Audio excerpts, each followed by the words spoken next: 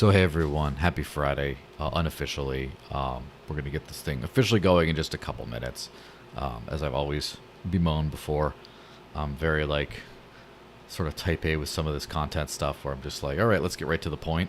But with live streams, people love to join like 8-10 minutes in, see what's going on. And so I've, against my will, been forced into dragging things out a little bit. But, you know, I complain about it every week. So, and this being 156 plus weeks in, I mean, I guess my complaining is not going to stop anytime soon.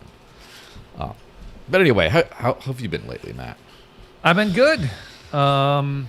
Just trying to enjoy my summer, trying to be healthy, and started a new role with a project called Thrive Protocol a couple weeks ago. I've been doing some contract work with them, like doing, you know this, but the audience may not, but I do like a lot of marketing in Web3. So I help them with a website and some other types of content. And I'm usually on the content side of stuff instead of the growth side. But they brought me on full time 2 weeks ago, and it's been nuts, just absolutely crazy. So, but a fun challenge, like a lot of good stuff is happening. So that's mostly what I've been up to. That and like broadcasting my own content. You and I did a space. I did like 20 days. It wasn't all in a row. I did maybe, 18 days of content in 3 weeks or something where I was going live. You and I did a great one.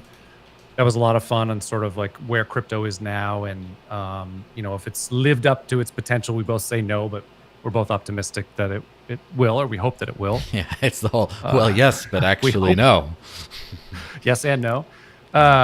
Which we'll talk. I mean, that pivots into stuff that we'll talk about today, I'm sure. But just trying to I do like pop culture content too. I like to make content, so it's that new job, and just trying to enjoy the summer. How about you? What have you been up to? Good Dash stuff.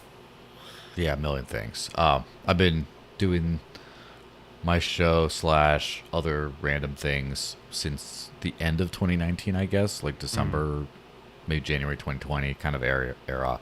And then as of this year, this January, I just decided to go full time with Dash for biz dev and marketing because I saw, a lot of opportunity to make something really cool, get out there in the world. And there's a big release in 10 days from now that's been awaited for a long time. So I figured that was I kind of bet on building the groundwork for the first half of this year that it would be out. And guess what? So, right about that. Mostly that involves a ton of harassing a million different companies around the world to just be like, can you integrate our little special feature? Or, hey, how about a referral link for shilling your product? And then it has a lot of travel. So far it's been, obviously ParkFest is local to me, so that's not really doesn't count easy too much. Yeah, but it's been, Amsterdam, Austin, Dubai.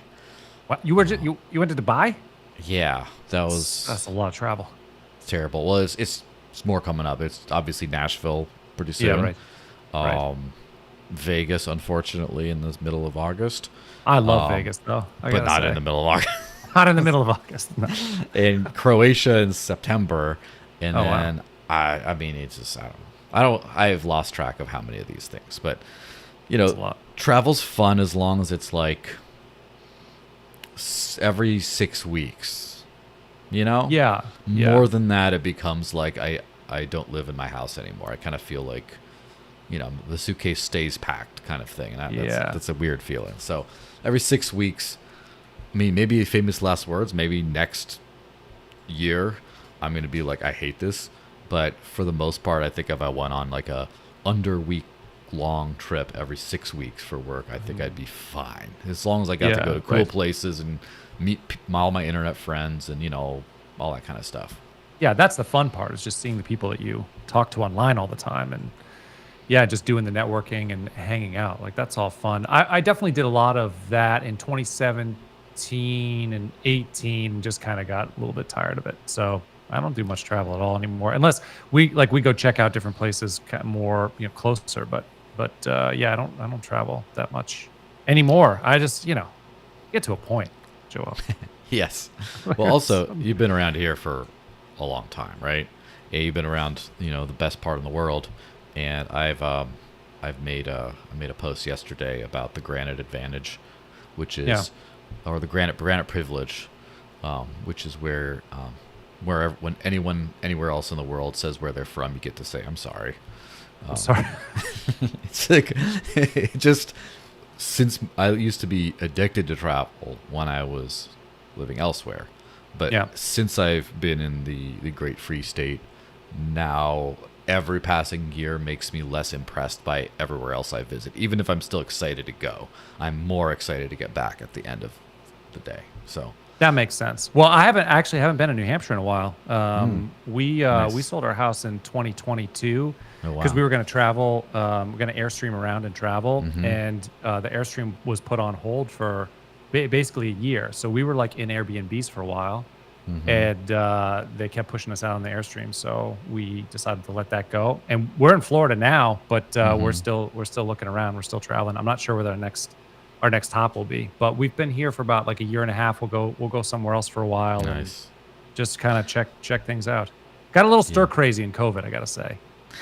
Yeah. I mean, I didn't leave the state much, but I did leave the house plenty, and maybe that helped out. But yeah, I know there's a like. I think that the second best place to live is digital nomad.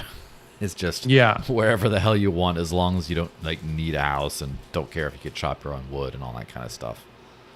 Yeah, we're on the coast of Florida, which has been nice because the ocean's real. We lived on the seacoast in New Hampshire, so we really liked that. And we're gonna check out another. We'll probably check out a mountainous place next. Just like we're just kind of exploring, but not in like short term spurts. Like in the court over the course of a few years, we'll just check out some different areas and hang out. Yeah, that's fun. All Yeah, right, I think it was a good time to hit the intro. What do you think? yeah, do it. All right, ready? 3, 2, 1, go.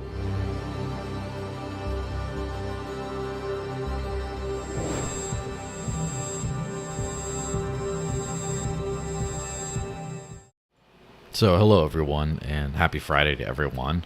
Welcome to the Digital Cash Rundown, episode 165, as I mentioned. And this is a weekly show, and I have missed some weeks here and there for travel and other things, so it's at least 165 weeks in a row of doing this. So, yeah, I mean, consistency, I guess. I'm joined by the one and only that I know of, Matt Carano. How's it going, man? I could. I think there is someone else out there with my name, but actually, they approached me on Instagram once and was like, "Hey, that's my name," and I'm like, "Well, Too bad. I'm the better it's one. my name. I've got it first, I guess." Yeah. Yeah, good to be here. Thanks for having me. Yeah, I definitely thought it would be a good time to have you on, in light of our recent space we did together, of course. Yeah, But right. also, you're one of the super OGs in crypto, I guess. What year was your first sort of dipping into the space, thinking about it, that kind of stuff? I think it was 2012 when I really understood Bitcoin. Like by the time it kind of sunk in, and I was like, "Oh, Yeah. it took a little bit, like the course of I don't know weeks or something." Because I just couldn't. I Hmm. didn't have a good mental model. I need to picture things in my head for me to be able to get it. That's just Makes sort of how it sense. works. And Bitcoin, is a little bit complicated at least. So it took a little bit for me to get that mental model. But then once I did, I fell in love with it, and I was like, "Ah, this is the thing." And a lot of our people in New Hampshire, I mean, are super open to freedom technology and are on the lookout for this sort of thing. So I thank them for embracing it and me being in the right place at the right time to engage it. And yeah, it's been the most. I think it's what I've done the vast majority of working in crypto since 2012. I would say so. Yeah. Like more like a decade of that 12 years has been in crypto. Yeah. So yeah, yeah, Yeah, I've always said that I've been in like since 2013 because later 2013, mid late 2013 is when I got my first crypto and started using it. But then yeah, at some point recently I looked back and there were some posts from me on from 2012 about Bitcoin and stuff. So I didn't yeah, actually use it. I was a little bit of a LARPer back then, but at least I heard about it. yeah, Um, and then one of the first things I did when I came to New Hampshire was I started to try to use Bitcoin everywhere, including at your fine establishment back in the day, and yeah, that was pretty interesting. So Matt used to run a small cafe that was one of the very first places in the world that accepted Bitcoin for payments, yeah, and it was like it felt magical, and I have to say, it still kind of feels magical whenever I find a place that takes this stuff directly. Like, Yeah. it's far too rare, but even when it's not rare, it just still, I don't know, I just feel the freedom. It's kind of crazy to tell, right?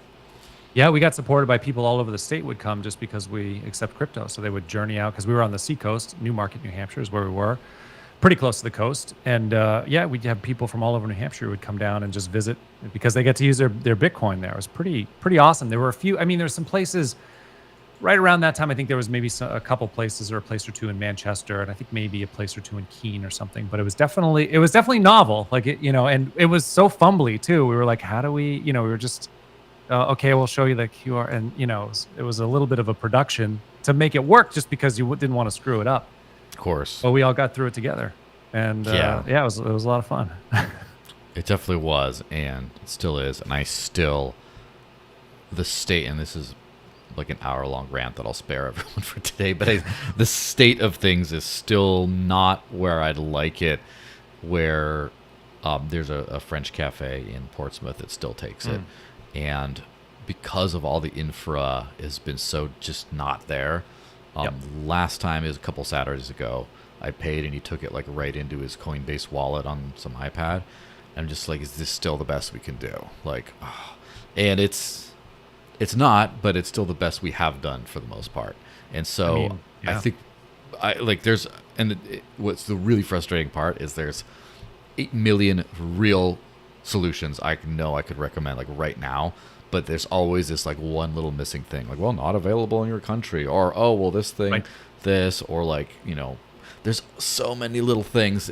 We're so close. I think if I were to guess, we're in a torrential an early majority adoption kind of phase coming up this year and next, sort of, and an early mass in about 5 years.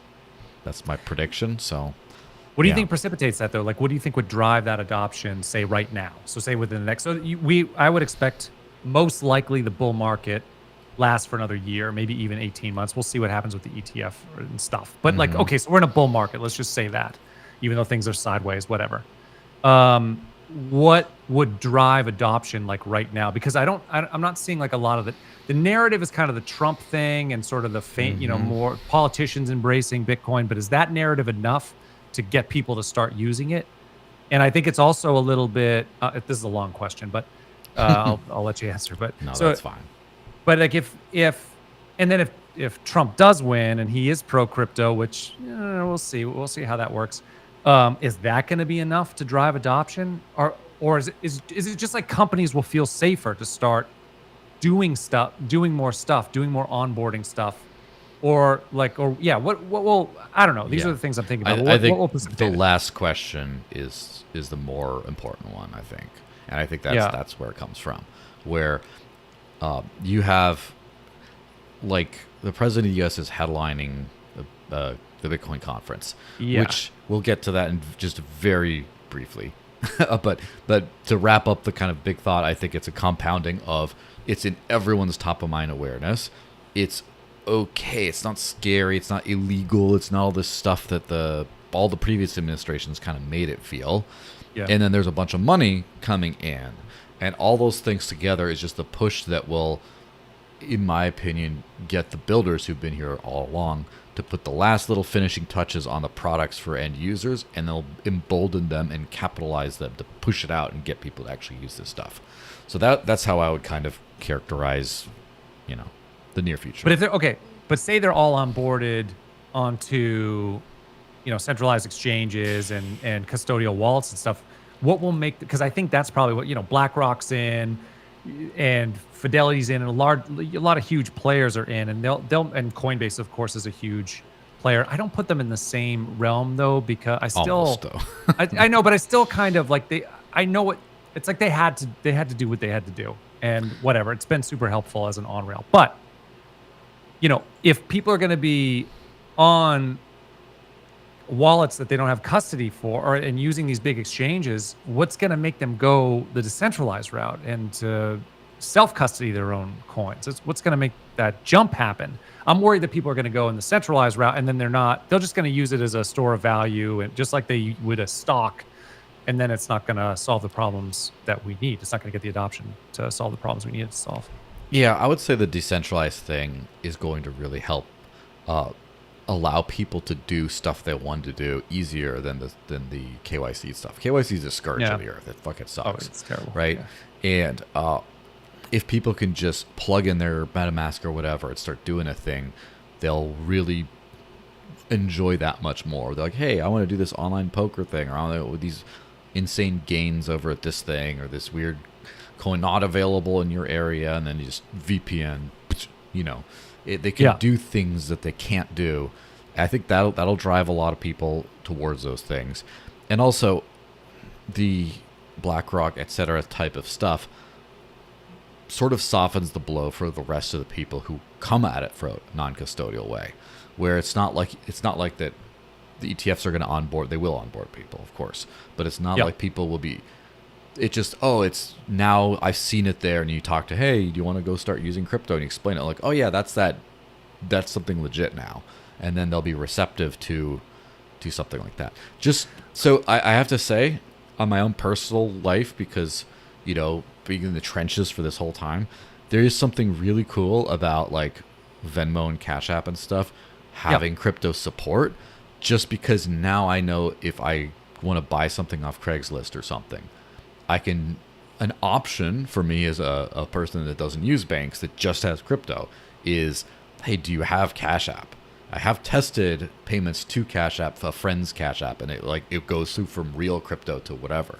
So as long as they have Cash App, it's just like now I can just tell people I don't have fiat, and I don't have to be scared anymore. Like I can just go right there. And same thing with like Venmo and all that centralized. So as long as the centralized stuff isn't completely walled off, as long as it is still crypto, then it just like facilitates the rando downloading a wallet. And like if I set up Mr. Random Shopkeeper with like an Edge wallet, and they get all the random coins, as long as there's a button that can swap the crappy whatever coins into the ones that they need, and as long as they can go send to their Cash App or Venmo or whatever they already have, I don't have to be like, well, you first need to get a Coinbase. How about this merchant plug? It's just money now. It's fun. It plugs into the financial system. Yeah, and then if you're in a situation where your UX is just showing you the value in whatever currency you want, so even if it's USD, it doesn't matter what coin you take. You can take whatever coin you want. It'll show the USD value of it, and then you can pay. You can do whatever you want with it. You don't even have to see all the background coins you're accepting. It's just as long as it's there and converting. They don't even have to care about it. So. Well, I'm hoping that these are all gateways. I hope these are all gateways. Like just like I hope that Uber and Amazon are gateways. It got us used to doing things peer to peer again. Peer to peer was the old way. That was the 1800s way, where you knew everybody in your village or your town, and you were directly dealing with them. Oh, I get my meats over there, get my vegetables over there. That person's the mason, etc. And so we were so used to that type of situation. But as we got bigger and bigger, more national, and then more global, we needed other ways to interact with each other. So you have now all these middlemen who were basically reputation brokers. Like, this person's okay to deal with. This person is. But now, we're back to, you don't have these institutions you still have these institutions like that, but we've moved with Amazon and Uber and Airbnb, whatever, to now we're used to connecting with other people on a peer-to-peer level again. So that's a great next step. And hopefully these onboards, whether it's Coinbase or BlackRock or whatever, whoever's doing it is just like that, where it's getting us used to dealing in crypto again and holding it. And it doesn't feel weird for normie, for my grandmother. And that's just a stepping stone to complete peer-to-peer again and decentralization. So I'm hopeful that that's the case, but we'll see. Yeah. Well, it's funny. Last little thing before we start launching into these stories, just the little addendum to that. Possibly my very first actual income in Bitcoin that I ever earned was doing gypsy cab stuff, was doing Uber style rides from the airport to the Manchester airport to Nashville for Liberty Forum. And that was only taking Bitcoin. And it was like it felt really magical to be like earning what I view as like super real money. Like this is like real. So the Uber thing definitely makes sense. And the peer-to-peerification of the world is definitely going to help. We got to learn to interact straight with each other again. Mm-hmm. That's the thing, and we are learning that. We are learning because all the platforms, all the online platforms that we're doing right now. That's what we're like. Social media, it's peers interacting again. So, Yeah. most of the 1900s and into the early 2000s, we didn't really have that capability until the internet anyway. So, Yeah. yeah, I'm glad to be doing it again like that. But yeah, launch into your news. Yes, Launch. the new cash-based economy, which does remind me that another thing that makes me feel magic about earning crypto, Yeah. right? This podcast is proudly sponsored by Coin ATM Radar, and I'm sure that's a system, that's a site you've used in the past, probably. For sure. Definitely. So anyway, when buying crypto with cash, an ATM is much more reliable and safer than meeting some random person in a random place. And we have some friends who have conducted things like that, and things didn't turn out super well for them. So be careful with that, of course. So unlike an exchange, which could freeze your account, as we were just talking about with the custodial stuff, you truly own all the crypto you buy. With Coin ATM Radar, find crypto ATMs and other services where you can buy or sell cryptocurrencies for cash. On their website, search by coin, address, if an ATM supports selling as well as buying, and you can also search by geo area, country, state, city. You can also check and compare actual current fees from different ATMs. So go to coinatmradar.com, coinatmradar.com.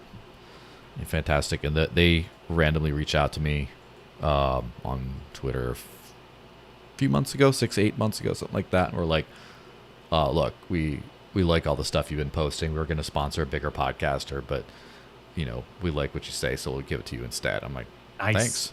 So, and if you do follow them on Twitter, they have some very spicy OG style takes. So, oh, definitely. Do you know what their handle is? I'll follow them right now. ATM Let me Radar. see. Let me just. It's probably that simple, right? Yeah, Yeah, there can't be that coin. many. Yeah, it's at Coin ATM Radar. I'm gonna give them a follow right now. And everybody watching should give them a follow too. Yeah, absolutely. That's The funny thing about, can you imagine if some dude in Bangladesh or whatever had that handle? It's like, why would you register that handle? That's terrible. What? Yeah. Yeah, but thankfully that's not the case. All right, let's get to talking about our favorite dude here, old Teabag. Donald Trump, recent quotes on crypto. Says, China's into it. It's not going away. We will ensure that the future of Bitcoin and crypto will be made in America. I don't want to be responsible for another country taking over this sphere. So these are just some of the things he's said. As some might have been aware, he got heavily lobbied by the crypto world. A lot of people, as I've covered in previous shows, like the Winklevoss twins, gave him $1 million each personally. Yeah. And then, what's his name? Jesse Powell, formerly of Kraken. I don't know if he's still involved with Kraken, but he gave him $1 million. And he's one of the good ones. Yeah, there's a ton of financial support that has come from that. And he used to use famously anti-crypto in the past. It's terrible, terrorists, some nonsense like that. And then now I guess he just sees that that's like a lot of the entrepreneurial type, big business kind of people are into this and really want to make their money off of this. And he's like, sure, I guess I'll do it. I'll support it. I'll at least keep it off your back.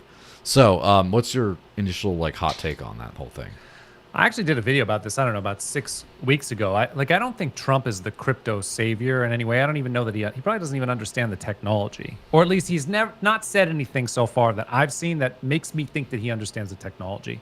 I do think it's a political win for him, and he does appear to have a lot of the tech people on his side. And, tech is a large part of tech has been really left-leaning, for a while. So to gain some of those folks back on his side, especially they're billionaires, they have a lot of power, they got a lot of say. I mean, to make it safe to be in Silicon Valley and support Trump, I mean, those are but that's a win for him. So I think it took very little effort. This was my thing when I said in the video. I'm like, if you look at his first term, I mean, nothing that he did so many bad things in his first term that it's like, how do you even really trust the promises that he makes right now? So I don't think he's some crypto savior, and I don't trust him until he proves me differently. Yeah, absolutely. He proves it differently. But But it's an easy win for him to just acknowledge with a couple sentences, yeah, crypto's cool. We're gonna do it here, yay, bigly, and to get all these people on his side.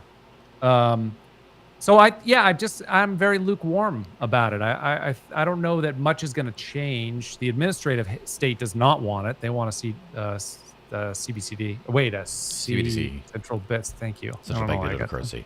Thank you very much. Got tongue tied.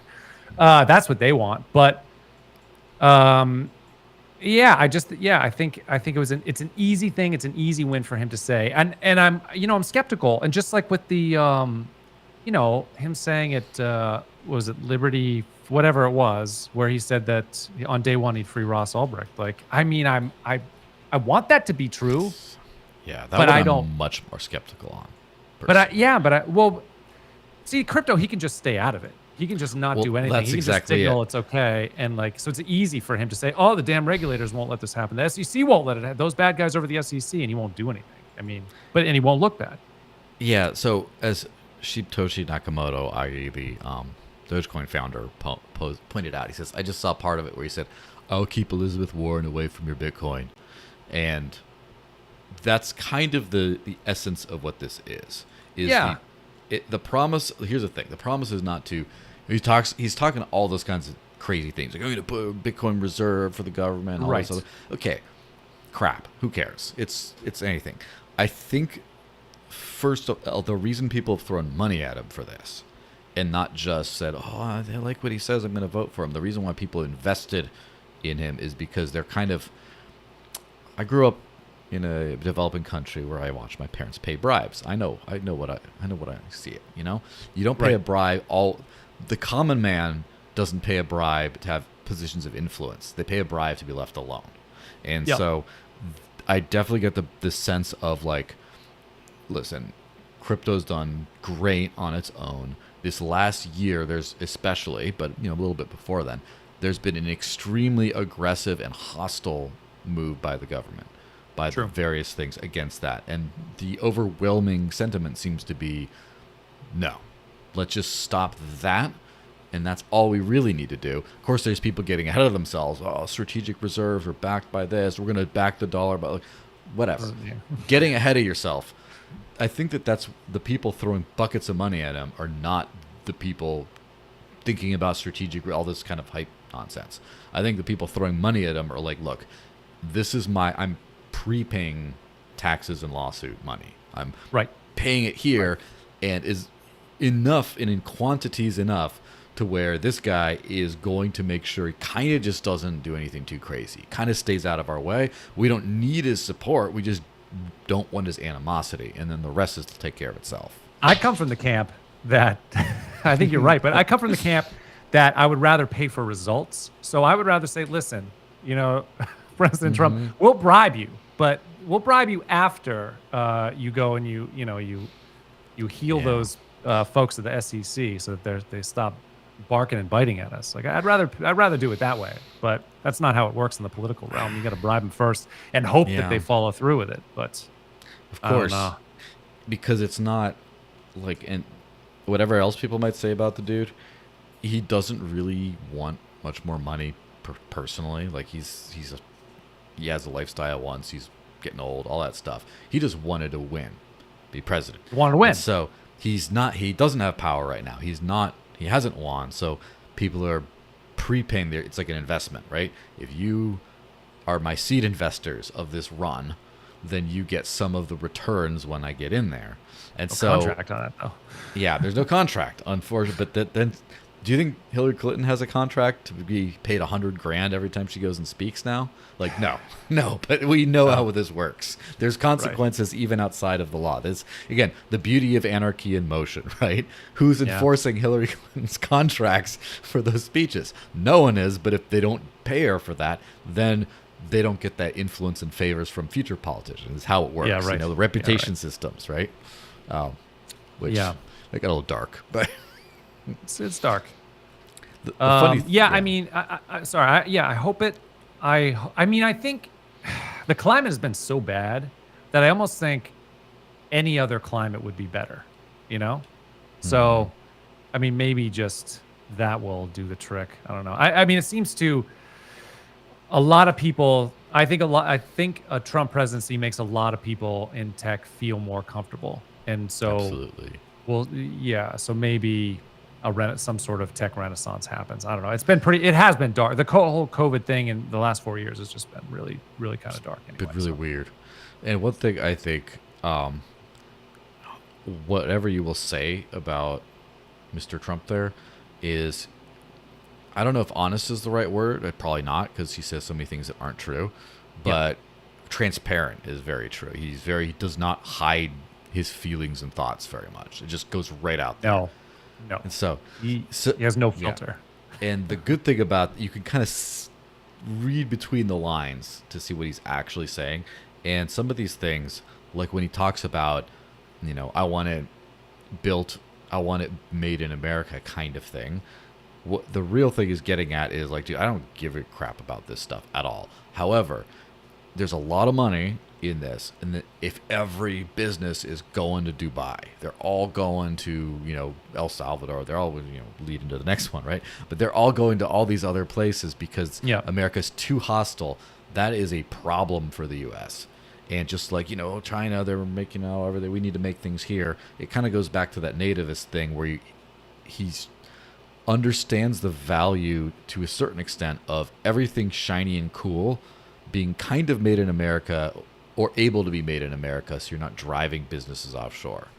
That Right. much he understands. And so that's kind of what at least now he understands it after he's had a show of force by that industry saying, we have a lot of money and we want it to stay here. Can you help Right. us? And so hopefully that's it from him. But then again, you never know with politics.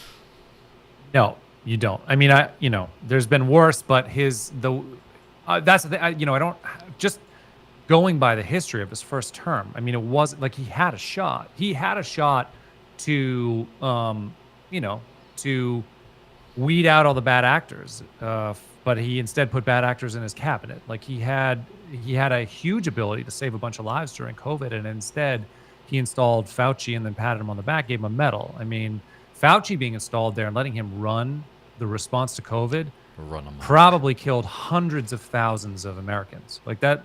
Like I don't think I'm. I don't think I'm Could've. exaggerating. It I definitely mean, could have.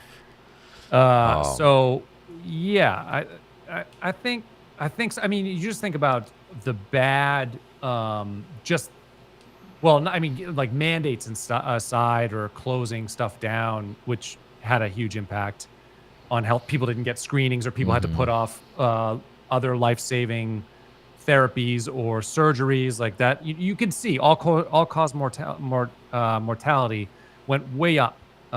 So that tells you something, that there were repercussions to this beyond the disease itself. So I mean, that was a disaster move for him. And then funding.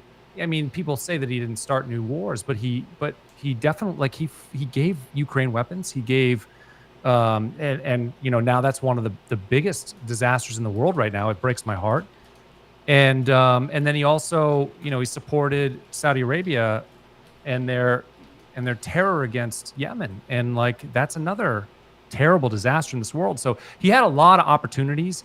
Even who cares about the regulation stuff none of that. Like he has the power. He has the power to move the military. He has the power to put the right people in the right place in his administration, and he failed on those two things. Now, people say he's learned from that, and he knows that the deep state is out to get. And I get that too. Like deep state hated him. Like the whole RussiaGate bull, the attack on him was fierce, and I believe they just tried to kill him too. Like deep state just tried to kill him. Yeah, very. I mean, Not close. It's likely. We'll see. I wouldn't definitely not rule it out. That's for sure. I mean, right now, it's hard for me to believe anything different than that.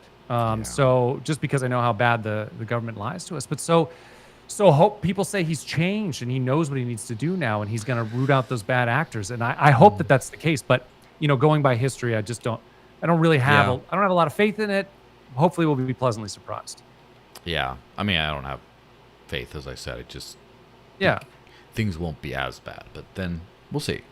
But speaking of like dictators and stuff like that, now so he called out Nayib Bukele of El Salvador, He's blamed Bukele for sending El Salvador's worst criminals to America. He's trying to convince everybody what a wonderful job he does in running the country. Well, he doesn't do a wonderful job. And it's like, okay, well, I'll just let you rant on this one first before I get. Well, I mean, Bukele. Like, I don't know if you and I talked about this when we did our space, but I just don't like people deifying politicians, and just because he has embraced, to whatever extent, he's embraced Bitcoin. They bought a bunch of Bitcoin. El Salvador did. That doesn't mean that everything that doesn't deify him. And like when you see someone like Bitcoin the magazine actually put him on money, like that's like that is anti the spirit of Bitcoin. When you put a politician, like that symbolism is just it doesn't make sense to me. His face on money, like that was like really weird for me to see. But anyway, so a lot of people deify him. But there's good and bad. There's like a lot of bad. He's been very aggressive, leaning towards totalitarian when it comes to human rights violations. Now, people say, okay, he's only locking up gang members but I don't know that that's the case. I mean, I don't really trust that the state is all powerful, is knowing enough and discerning enough to not catch a lot of innocent people up in the mix. And then if that's the ultimate steel man, by the way. Right. This is the ultimate steel man of the state you just gave in your skepticism, right? There you go. So I mean, if it's not, they're not going to be 100% infallible. So it's my death penalty thing too. It's like the state can't be 100% perfect on this, so you can't give them the power to do it. So same thing with some of his measures. So anyway, like I think that he's been held up on a pretty big pedestal, and I just every time I see that when it comes to politicians, I get really skeptical. But I don't know. I mean, is he? I think we do have a lot of immigrants from El Salvador, but I don't know. Like, what's the count there? I mean, maybe that's his move. Maybe it's like prison or just walk up, go to the United States. I don't know. Yeah. So it seems like Trump's specific beef, other than just he doesn't like the guy, is he wants to blame them for people crossing the border in the U.S. That his crackdown happened. What I do know is the crackdown put like hundreds of thousands of people in prison in El Salvador, where, as far as I'm aware, El Salvador is now the reigning #1 champion in the world for percentage of their population in prison. Like maybe that's why Trump's mad, because it's not USA isn't #1 anymore. It's #1, you know? But I mean, I know there's that. That seems to be his gripe. I've had plenty of Bukele gripes for his, consolidating power. He should not be, according to the constitution of his country, he should not be president right now. They just like, man, we'll let him run for another term, whatever. And he just a unilateral imprisonment of people, like a whole bunch of different things he's done. I think there's a little bit of like Bitcoin jealousy and things, a little bit like that. But I think it will be very interesting to see what happens to the El Salvador miracle, whatever it might be. And by the way, I'm rooting for the people of El Salvador, and I'd rather be wrong about Bukele and he turns out to be a weird Pinochet-style person who does a bunch of weird stuff, but maybe the country gets better off in the end or something, which, who knows? Who knows what'll happen? But it will be interesting to see if crypto becomes much easier to have businesses around in the U.S., if that will take a lot of the wind out of the sails of the El Salvador movement, where now people will be like, you know what? I take some major sacrifices to move to a favorable regulatory and tax environment down here. I don't want to live in this place anymore. I don't care how good the weather is.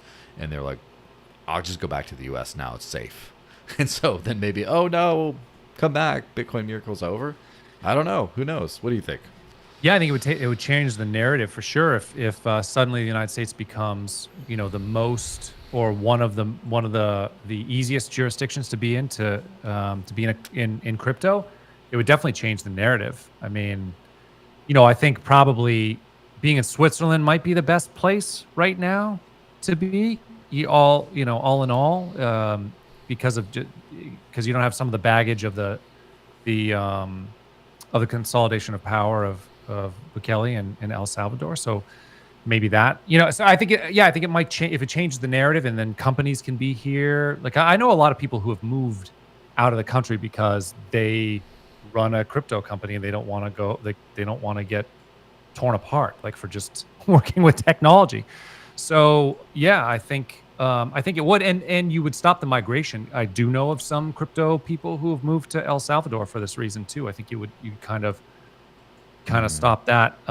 Americans probably want to stay living in America. If like this is where their home is and their family is, they probably want to, all things being equal, probably want to stay here. So if the regulatory environment is favorable, then why, I guess why move? But yeah, I don't know. I think I don't know. You said before you root for the right. We best root for the outcomes. people and the best outcomes. Like we want peace. We want people to flourish wherever they are, and so I hope they do. And I also hope that we get a better regulatory climate too. So Absolutely. that's what I want.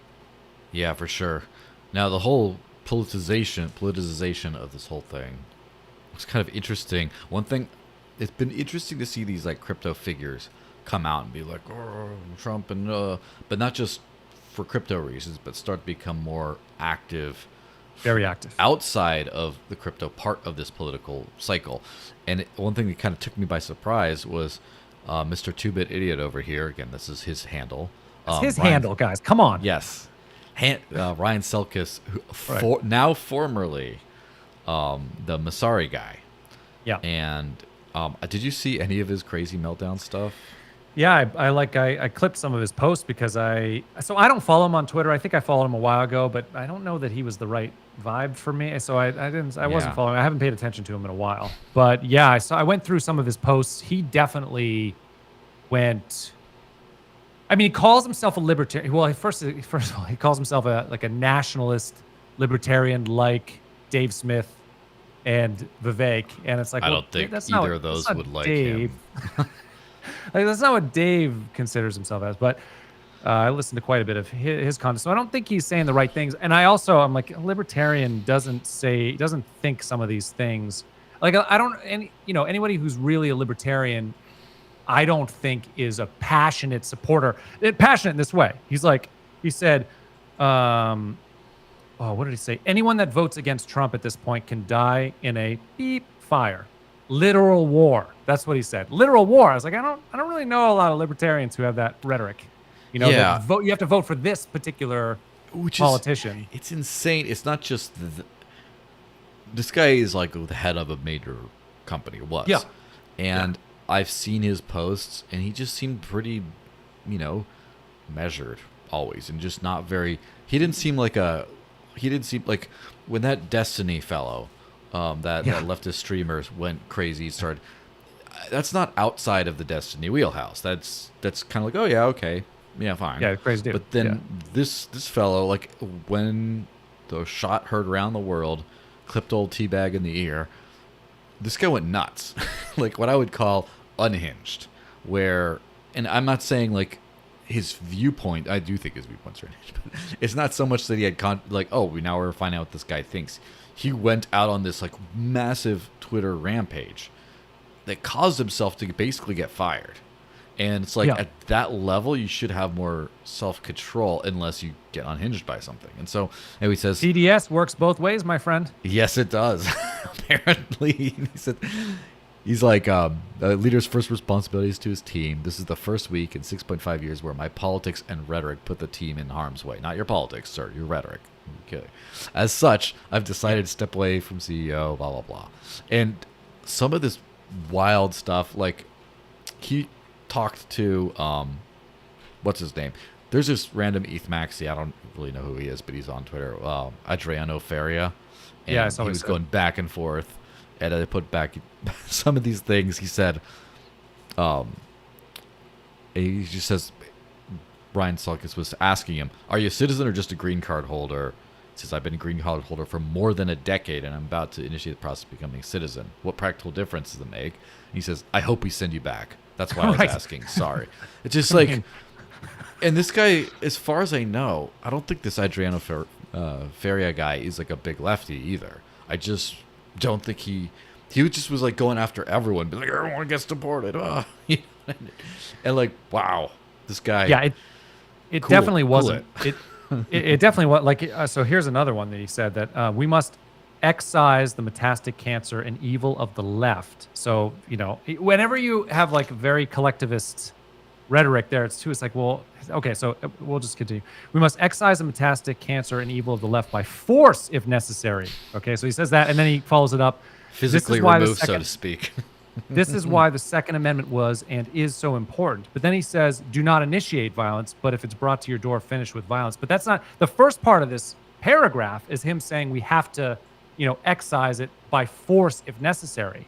That's an aggressive force mentality. But he's like, no, but wait, I mean defensive force. And it's like, that doesn't line up. You have to kind of choose a lane here. But that first part, I think, is pretty aggressive. And now, I don't think people should be canceled for saying dumb things online.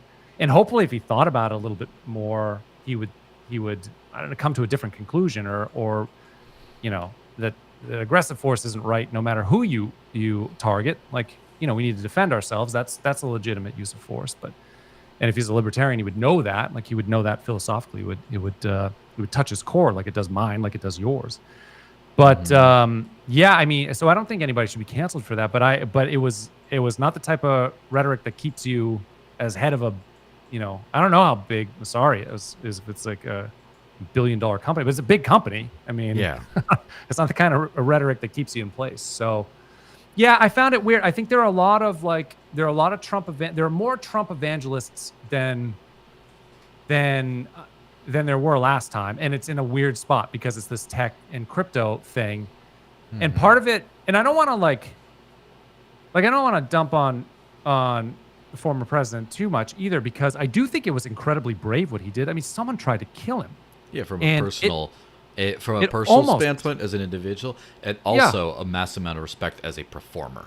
As someone who's Absolutely. done shows and done talks and stuff like that, just the amount of poise of just Poise. it's like kayfabe, right? The commitment to the art. It's just that from that perspective, it was great.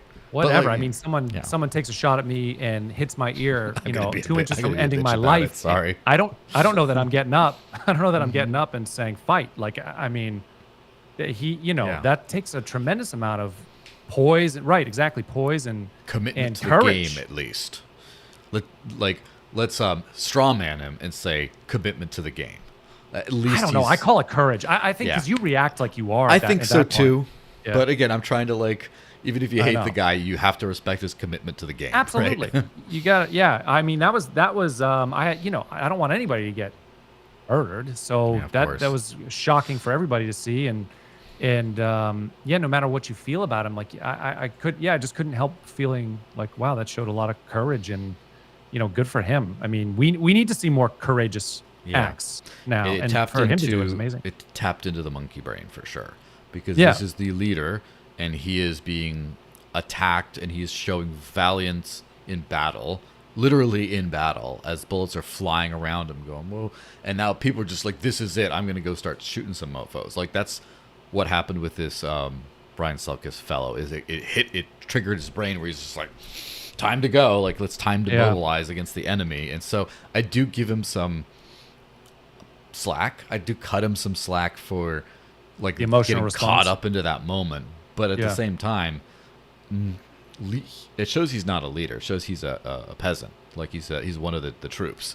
And I kind of lost a little respect for maybe, I don't know if I had very much respect. I didn't know him very well. But I definitely was like, oh, okay, you're one of those people that you have a religious painting and you get all worked up and all of a sudden you want to hate people or something. It's like you're one of those people that falls for crap like this.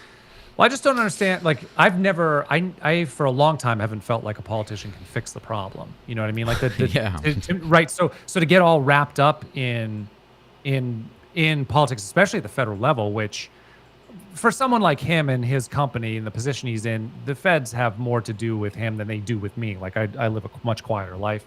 I don't run a large company, but still, I haven't thought that politicians fix problems in 2 decades. So I just don't get caught up as much. I don't get as as red team, blue team as a lot of people. And usually like I think that smart people, I would say people who I think are very bright, run a big company, whatever, also don't. Mm, But yeah, I guess everybody's sort of yeah. susceptible. I just it's hard for me to choose a side. Like, do I think Biden's a disgrace and like a complete disaster? Absolutely.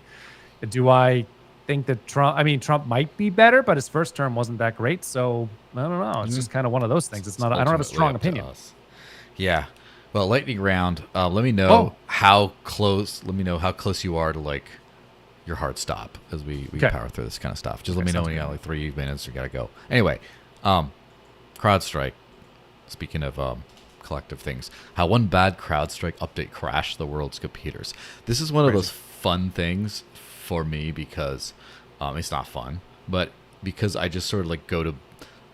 There's something fun about for me about waking up to some drama that happened while I was asleep, and it's just like, oh, wow, what happened to all? Slept Everything's through on it. fire. Slept through it. Everything's on fire. Linux user not affected. All my. I've been so deep into the annoying trenches of free open source software, of Yep. alternative things, of everything. I didn't have, my bank account didn't go offline because they got one, like everything. Yeah, I'm already dealing with so many pain in the ass moments because of that. And now I'm glad that the shoe's on the other foot. I'm not glad that people suffered, and this is an outage that hurt a lot of stuff and probably killed a lot of people if you think about the hospital outages and stuff. But anyway, well, sound Yeah. off. What do you think? Well, no, I think yeah, this is that the let's see the infrastructure the world runs on has a lot of fragility to it. I mean, it's very a lot of things are very centralized. Whether it's one company that has servers that does things and does a lot of things. Like you think if Amazon goes down, right, and Amazon servers go down, that's probably 30% Better not of screw up my Prime Day everyone's orders. right. Well, no, but not just that. I mean, like Uh-huh. everybody puts their stuff on AWS, or a lot of people do, even in crypto. I think it's Mostly very crypto, yeah. fragile, and it's why we need decentralized tools. Like, what's the point of decentralization? Hmm. It's anti-fragility. It's so that there isn't a central point of failure that if it goes down, it nukes everything else. That's the point. And so it's not just a software issue; it's an infrastructure issue too, and needs to be fixed. But you know, Yeah. yeah, it's just when these things happen, they just remind you. The memes have been spicy though. Like this one here, which says CrowdStrike. I hope our systems are secure. The systems, and it shows the head of the Secret Service who again botched the entire Trump Yeah. defense thing. And then the other one, which I thought was unfortunately got me, said CrowdStrike effectively bricked Windows, Mac, and Linux today, which that spicy thing got me paying attention. I'm like, really? He said Windows machines won't boot, and Macs and Linux work is abandoned because all their users are on Twitter making memes. Incredible work. That's pretty good. It's I did in fact make a post about this, by the way, Oh, you and did? yes, and it's up to like 82 likes or something, so it must have been okay. But the point is, got me. That was me too. I wrote some post about recapping what I just said about like the shoe being on the other foot for once, kind of thing, and then there's that. Um, Yeah. There you go. yeah, it's fun stuff. And then finally, rubbing some salt in some wounds here. Oh, oh Um, no. Dr. Craig Flippin Wright. So, on putting up his website here, CraigWright.net, legal notice: Dr. Craig Stephen Wright is not Satoshi Nakamoto. This is what you call capitulation. Do you have any insights on this? I mean, we all like. I could. It's another situation where I don't understand how people were fooled by this guy. Like, I don't get Mm, it. I mean, there were a lot of Craig Wright zealots out there, and to me, I mean, I'm not a professional or psychologist or anything, but to me, he just showed all the warning signs of someone who is a compulsive liar, someone who has a personality disorder. That like every time, the telltale signs for me are if the stories have to be the truth has to be such as like this complicated list of stories that I'll have to fit together perfectly in order to make it work. Like I've encountered those people in my life, and I just know no, that guy's probably a compulsive liar. So, I mean, didn't we all know? It was crazy to me how many people didn't know he wasn't, or didn't, or believe that he was Satoshi. Like, it didn't make any sense to me. And he did a lot of damage just with his lawsuits, Holdemot, and I can't remember who the other guy is. They had years of McCormack and lawyer. all them. Yeah, McCormick, right? Who years of attorney fees, just like such a waste, and only to be found out as to finally have to have to call himself a liar like he is so it's bittersweet. I mean, now we can just like move on, but he Yes. did a lot of damage. This is It's what fraudsters do in our space, is they do a lot of damage, and we need to root them out and get them out of the picture. Yeah, this feels like closure. It does not feel like No. victory. It's over. And it's funny because when there is some, I know some people who are not dumb at all and also didn't get caught up in the cult of Craig, who really were convinced he was Satoshi because he had some sort of, at least at time, some credible evidence to have been around and present or involved with Bitcoin in the super early days. And then people are like, well, okay, I guess. And then some prominent, respectable people got duped. And then it's like, okay, well, I think he's the prime candidate. And then over time, you start to be like, yeah, never mind. This is No. nonsense. Uh, Like, I don't have the technical prowess, but people Yes. that that would look at his code, or like look at the way he would explain code, would be like, this guy doesn't know easy things. Like, Satoshi would know this stuff. Yeah, and not just. I mean, that's ultimately one of those things that got him um, into issues in the trial. Like, not something really simple, like not knowing what a checksum was or something like Yeah. that. And the thing is, for me, because I'm not technical, I do know other things, and I do know that it's. Which, by the way, side is, I don't know if this is fame or infamy, but I was the one who broke the news story for Cointelegraph when he came out that he said he was Satoshi back in Yeah. the day. So like at that point I thought he was, because Really? because I didn't have any other. I didn't. Yeah. I wasn't super convinced, but I'm just like, this guy came out and he says all this stuff and he's it super early. Okay, I guess he's the guy. And then like within a couple months, I'm just like, really though? I don't think so. It just Satoshi has a lot of work, a lot of written things out there, and a lot of the product that is Bitcoin, what it does, its purpose, and then like the messages in like the chancellor and the bailout for the banks kind of message, like all these things and temperament and just all these Yeah. things that just paint. If I were a betting man, I'm not going to bet that this is the same guy. Like Right. maybe he's the guy who orchestrated the whole thing because he wanted it for different things, but he hired some much more level-headed, libertarian-esque coder type dude who answered all the questions in the forum. And like, maybe I'd be willing to buy he was Satoshi in that way, but like even then, it just doesn't make sense. And then the mountains of fraud just started piling up, and he contradicted his own things over and over and would block you if he pointed out in a very polite and respectful way, which I did, and I am blocked. So, which is why I didn't link to the tweet. I linked to the website because I'm not blocked there. So, I feel really bad because there was a lot of waste. A lot of people were like, A lot of waste. Finally, we're getting Bitcoin back on board, and we're continuing what it could have done. And then a lot, to a certain extent, the Bitcoin Cash community is sort of like still doing that today, which I think they're building more real things. But it does kind of sadden me that you're trying to still be the successor of Bitcoin and not the best freedom tech you could be, sort of thing. But you know, I don't talk smack about the Bitcoin cashers because I consider them friendly fire, right? I think we're on the same team, right? Good stuff.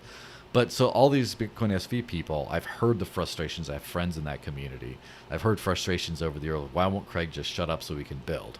And finally, he's shut up. And so, unfortunately, that tanked the entire project. His involvement made the entire project, but I think that people need to come clean on. The builders need to come clean. Like, the only reason you're here is because this dude said a bunch of stuff and convinced you that this was the project to be in. And then he also tanked it. Live by the sword, die by the sword. Live by the lawsuit, die by the lawsuit. So I feel bad for all the builders. As far as I know, all the builders who have kept on building in the crypto space have migrated to Solana largely, or some of them have gone to BTC for ordinals. And in fact, the ordinals thing was mostly from the BSV camp. That's kind of what started it. And so I hope that all this productive energy ends up coming back into crypto, and I hope all the crazy, weird cult people just crazy weird cult outside of crypto from now on. Yeah, that's fine. You can have your own little gang, and it's fine. Mm-hmm. Yeah, right. I think that's the people I feel the worst for is the people who put a lot of time and effort and energy into a situation, and then, the reasons for you being in there turned out to be because a guy was defrauding everybody. So yeah, I feel Yeah. bad for them, and yeah, I hope they recover, and I hope that we don't lose. I mean, it's open source code, so it's not like we lose it, but I hope it gets put to good use. Yeah. All right. Yeah. Do you want to shill things? It's shill o'clock. I just checked the clock. Nah, I don't need to shill. Okay. Just follow me on Twitter, you guys who are watching. And I have that I'm queued nice. up. Now I showed your Twitter now, so people, Thank you this is very your much. show. I'm a nice guy. Go follow him. Like, comment, That's it, really. subscribe to this thing. I Yeah. want to be respectful of your time and not kick you out too soon because you said you had a tight hour. And Oh yeah, I just have. I've been just going crazy at work, and I have more meetings after this. But yeah. Just follow me on Twitter, and thank you for watching. That's all I have to say. And thanks for Yes. having me, Joel. Appreciate it. Absolutely. It was a pleasure. It was a pleasure being on your space earlier. It's a you. pleasure having you on the show in a real good perspective. It's a pleasure having someone who has a decent microphone for a change. That's Oh, pretty thank you. nice Yes. too. Well, I People broadcast always, often. people always say that about my microphone. And I'm glad to now have that back. That Pass it on. it's Yeah. just I don't have to worry about it. A potato speaking to me the whole time. But yeah. No. So No problem. So yeah, don't forget. That taxation is theft. Your phone is spying on you. Fiat is a scam. So start living on crypto before it's too late. I will see you guys around next week. I will not be here because I will be in Nashville. But 2 weeks from today, I'll do another live show. So I'll see you guys around. Follow Matt, absolutely, and hit the like button and subscribe. Bye bye, guys.